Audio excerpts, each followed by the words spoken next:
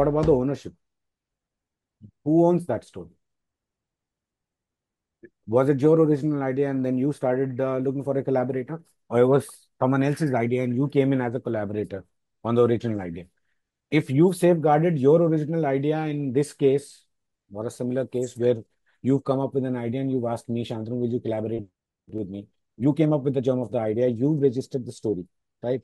If the ownership is crystal clear in terms of idea and your collaborations are not working, then it's always to break those collaborations.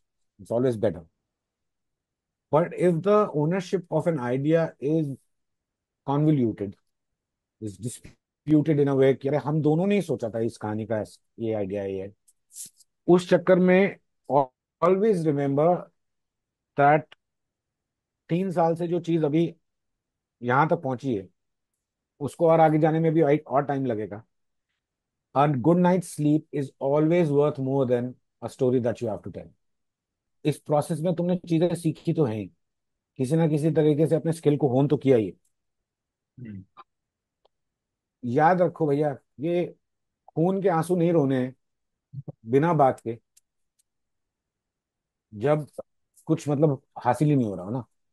Ownership हमेशा, हमेशा, कभी भी, अगर आप नए लोगों के साथ काम कर रहे हो या जिन लोगों से आप ऑनलाइन मिले हो, टिंडर पे मिले हो या WTF में कहीं पे मिले हो, उन लोगों के साथ अगर कोलैबोरेट करने की कोशिश कर रहे हो, ओनरशिप सेफ गार्ड करो भाई.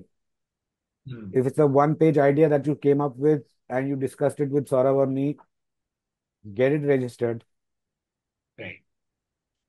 Please, please do not walk in to an arrangement without making sure that the ownership is clear.